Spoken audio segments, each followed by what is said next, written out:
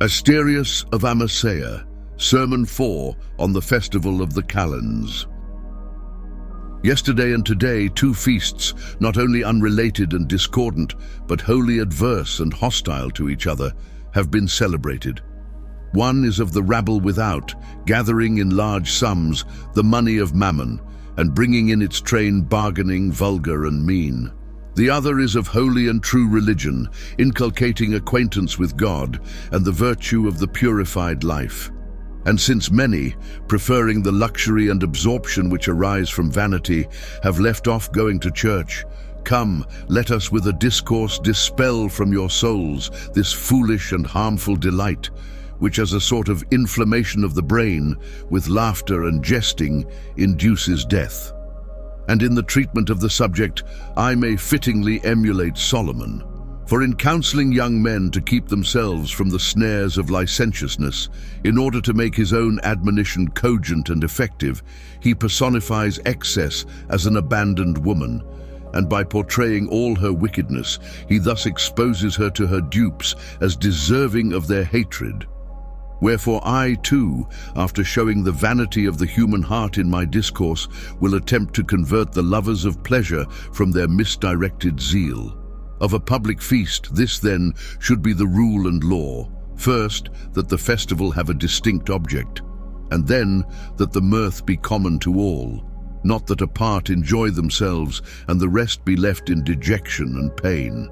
For this latter condition is characteristic of war rather than of a feast, since it is inevitable that the victors parade in their victory, while the conquered bewail their misfortune. Now in these days first, it is not clear for what object this festival is celebrated, for the many legends current concerning it are mutually subversive and disclose nothing certain. Then I see only a few making merry, while the mass of the people are melancholy, even though they try to conceal their dejection by a cheerful demeanor, while all is noise and tumult, the multitude heedlessly jostling one another. It is a recollection of, and a rejoicing over, the new year. What kind of rejoicing, sir? First, then, I observe the manner of meeting, of what a sort it is, and how suspicious and unfriendly. With a voice feeble and faint, the salutation drops from the lips. Then follows the kiss, as a prelude to the New Year's present.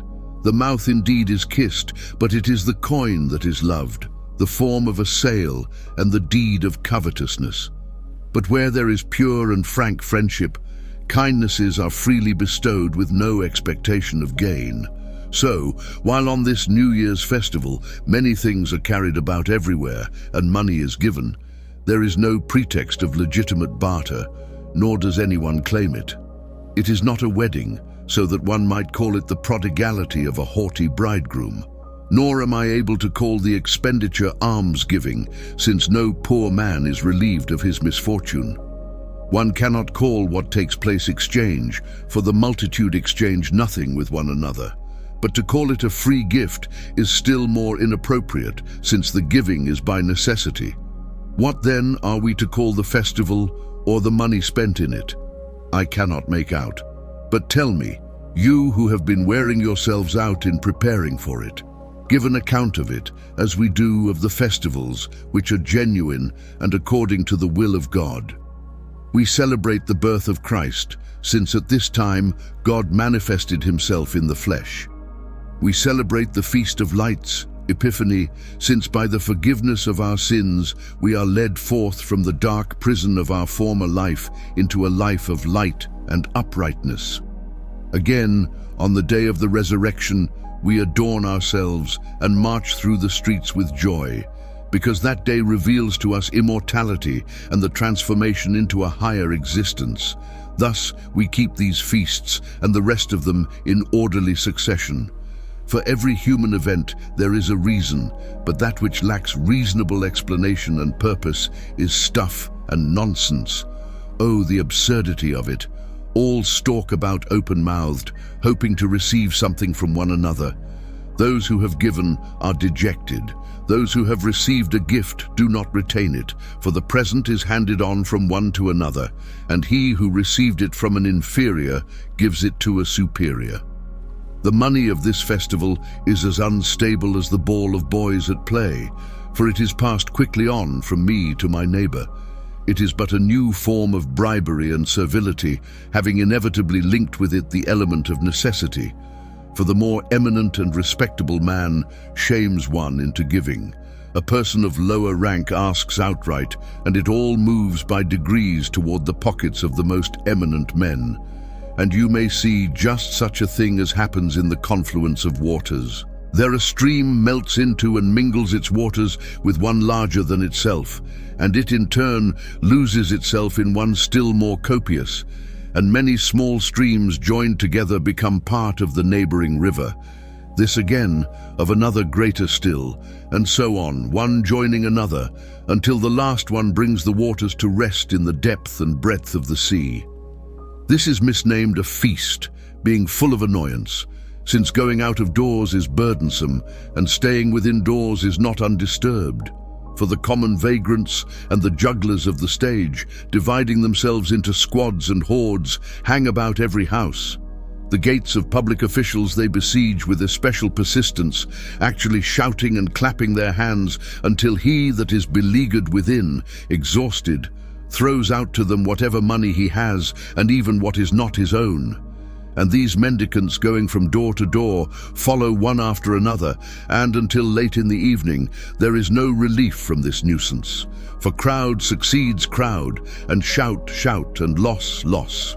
Such is this delectable feast, the source of debt and usury, the occasion of poverty, the beginning of misfortunes. And if a man become prosperous by honest industry, incredible as that may seem, and not by the craft of the usurer, even he is dragged along as one who has failed to pay the royal taxes. He weeps like one whose goods are confiscated, and he laments like a man who falls among thieves. He is dogged, he is flogged, and if there be in the house any little thing for the support of his wife and wretched children, this he lets go, and sits him down hungry with his whole family on this glorious feast day. A new law this, of evil custom, that annoyance be celebrated as a feast, and man's want be called a festival. This festival teaches even the little children, artless and simple, to be greedy, and accustoms them to go from house to house and to offer novel gifts, fruits covered with silver tinsel. For these they receive in return gifts double their value, and thus the tender minds of the young begin to be impressed with that which is commercial and sordid. But as to the sturdy and honest farmers, what things this feast day brings to them! It renders the city a place to be shunned rather than visited, and they fly from it more timidly than hares from nets. Such as are found within it are flogged, treated with drunken violence. What they have in their hands is snatched from them.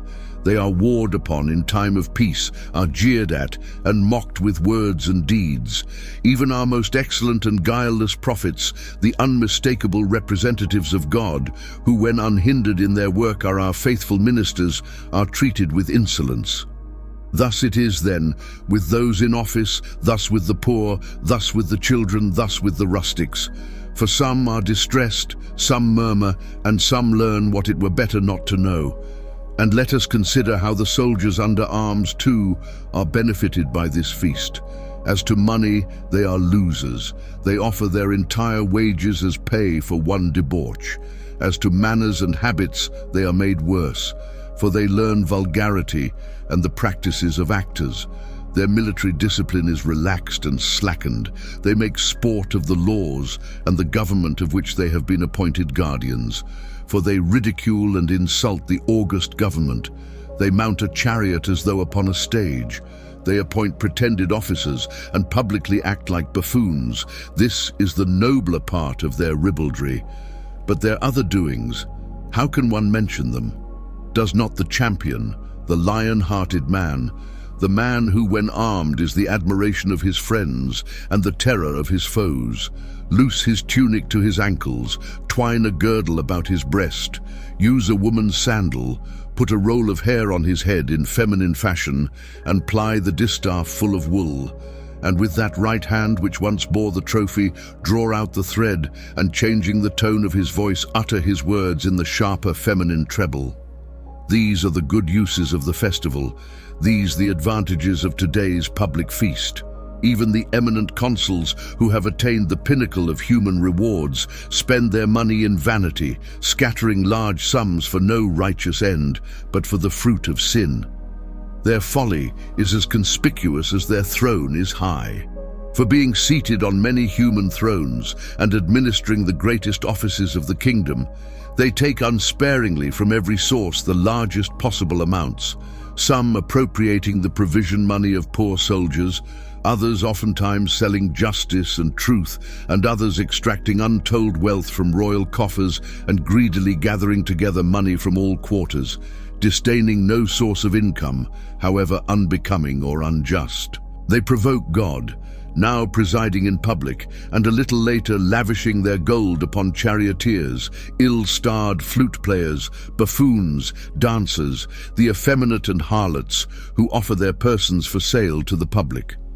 Moreover, they squander their gold upon the beast fighters, blood-stained and desperate, and even upon the beasts themselves.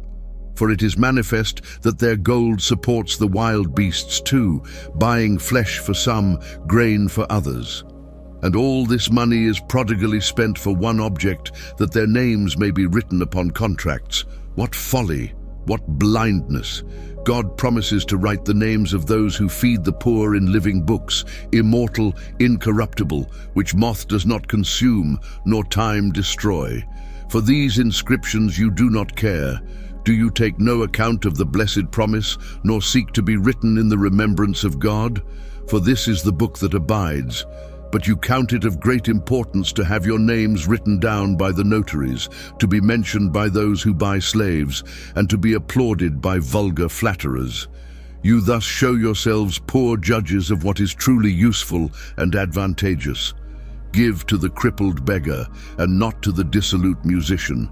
Give to the widow instead of the harlot, instead of to the woman of the street, to her who is piously secluded. Lavish your gifts upon the holy virgins singing psalms unto God, and hold the shameless psaltery in abhorrence, which by its music catches the licentious before it is seen. Satisfy the orphan, pay the poor man's debt, and you shall have a glory that is eternal. You empty a multitude of purses for shameful pastime and ribald laughter, not knowing how many poor men's tears you are giving, from whom your wealth has been gathered.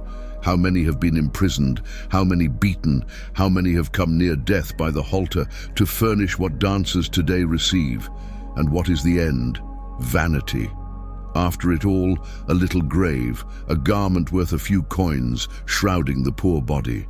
After a little, forgetfulness, the inevitable experience of time, veiling all the things striven for. After that, the judgment of God and the inexorable punishment of evil choice. Where now are the consuls? Consider those of very recent times. Was not one caught in the sudden uprising of an armed multitude, and did he not lose his head like a malefactor? And after death, he was more paraded than when previously riding in his chariot, he used to exult in his dignity.